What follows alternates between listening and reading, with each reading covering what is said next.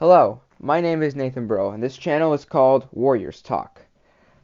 Stuff that we're going to be doing in this channel is every day I'll be talking about Golden State Warriors and their season as well as their future, and obviously starting this channel on, right now it is 9/16 on December 12th. The Warriors are about 3 days away from really being able to make any trades in the off for the season. So, my first video, this is coming after a 91-90 loss against the Houston Rockets, where very glaring things are seen. Our second unit is not as deep as we thought it was in the beginning of the season. The Warriors started the season 12-3, where everything was clicking for them. Shots were falling. They were shooting a very high percentage from three. And the vibes were good. It kind of felt like 2022 at the beginning because you're winning a lot of games, you were closing games that last year you wouldn't close. But now, our last couple games we haven't really closed. We closed the Minnesota game, and that was a very important win for us and morale. But if we're looking at our last couple games here, this last 9-game stretch where the Warriors are now 2-7. Losses to Denver that you could have had, losses to the Spurs, losses to the Nets, now the Rockets, just games where you should have games, even the Thunder where Steph did not play. And there's one issue, and the only good news for Golden State is that it is a fixable issue. They can fix this and get back to okay, wow, we're going to be a good team again, but they have to make a trade. The team currently constructed will not win a championship this season. They will be a first or second round exit if we do not make a trade this offseason. Glaring, the team stays the way and Brandon Podziemski's playing the way he is, because unless Brandon Podziemski magically improves to shooting 40% from three and actually playing defense, we're just not going to be able to do anything come playoff time.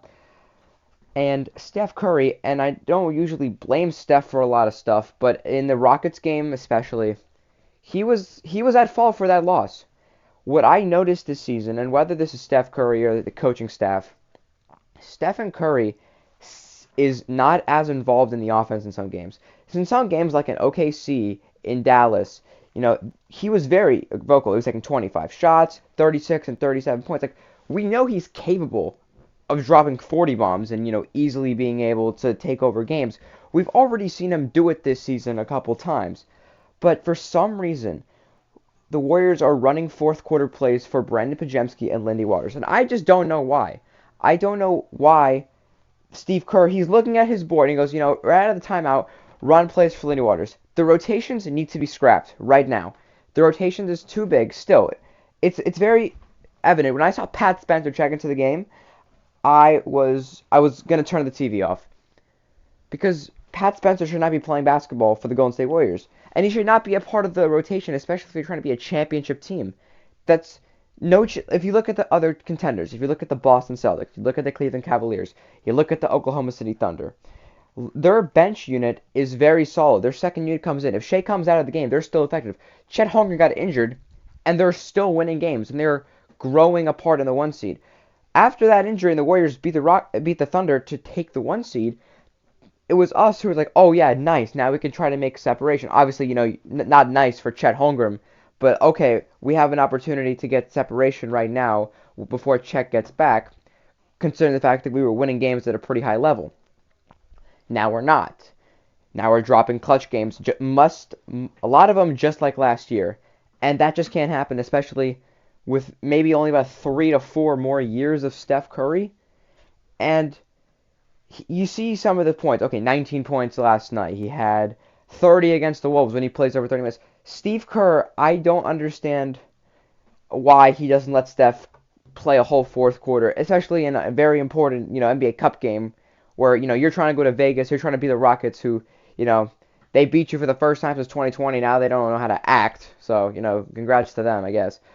But the Warriors, they got to fix something because this is just, they're not going to be able to get it done come playoff time. And you're looking at some of the Western Conference teams. The Warriors are very capable of beating any team in the Western Conference. You look at the Thunder, yes, you can beat them. You look at the Grizzlies, yes, you can beat them. The Rockets, we know we can beat them. You look at other teams in the West. The Wolves, you've proven you can beat them. The What other teams? The Lakers. You know, haven't played them yet, but you like your chances against the Lakers. You look at the Suns. You know, you were competing with the Suns, and Steph Curry was playing 25 minutes. So, you know, you're looking at all these teams, and you're like, wait, we have a shot at all these teams. The Kings still, the Kings are, you know, they're not doing the best right now, but it's still only game 24 for them.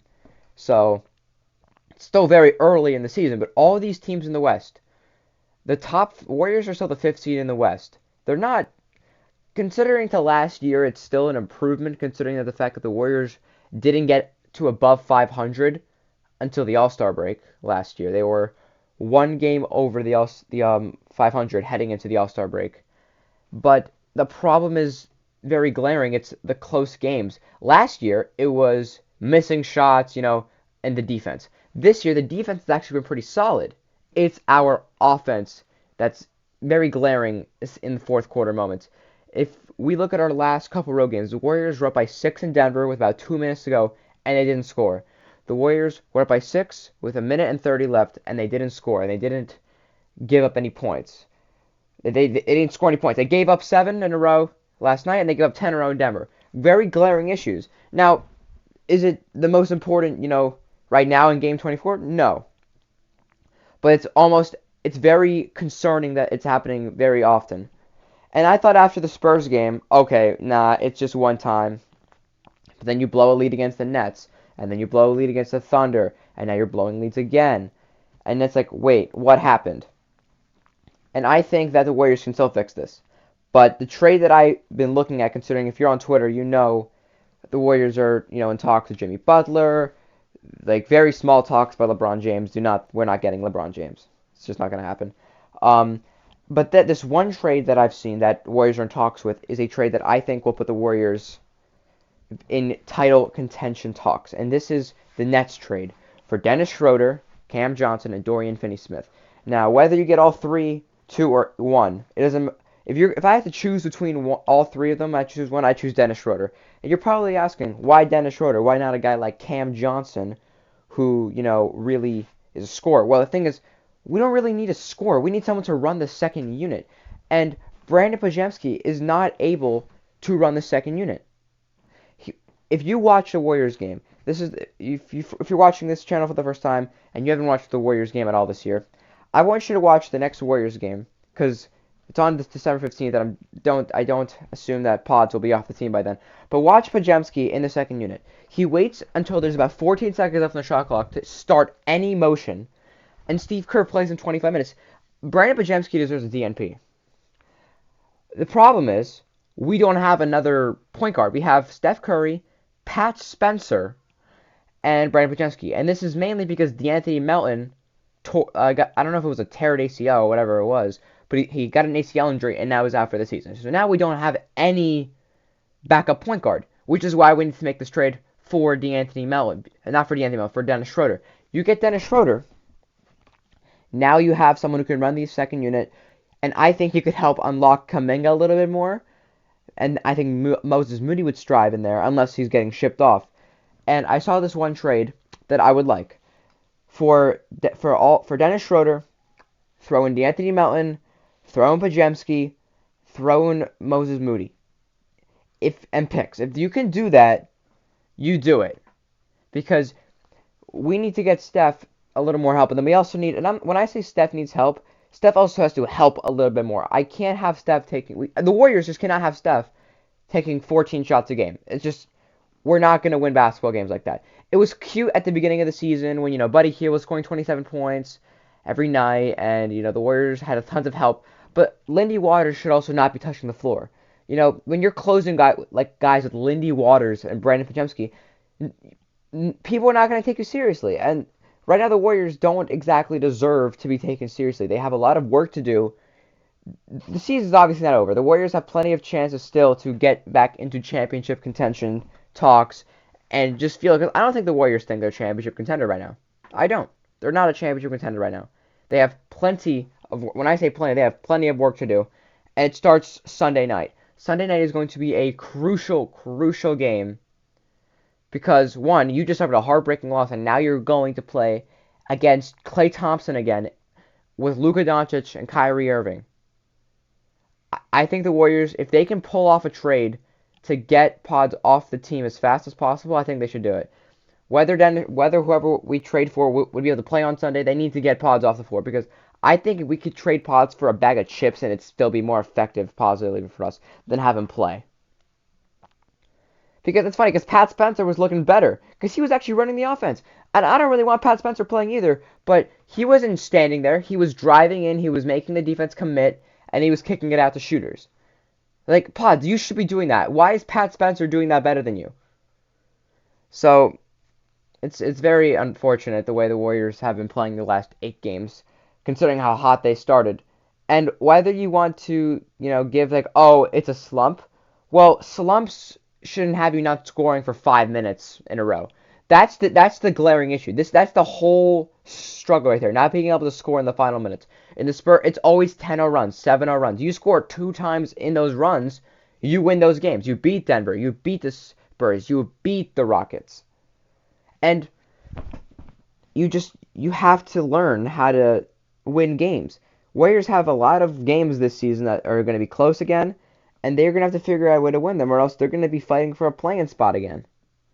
And we don't want that. This team has a lot of potential, but unless Steve Kerr is going to magically play Steph 35 minutes like he should, I don't know who Steve thinks Steph is. He's not an old bum. He's a guy who's proven that he can carry his team time and time again, and it's about time that he starts doing it. Thank you so much for watching this video. Tomorrow I am going to be talking about more about the trade options for the season. As you know, the Warriors don't play till Sunday, so I won't be able to do my first ever game preview until Saturday. But thank you so much for watching. If you guys enjoyed this video, please leave a like and subscribe. I'm going to try to have daily uploads, grow my channel. I'm going to start a Twitter account. I'm going to start a playback. I'm going to start everything that I can to grow this community. But it all starts with one video. And let's go get that 5th championship. And let's prove to everybody that Steph Curry is the best point guard of all time. Peace out.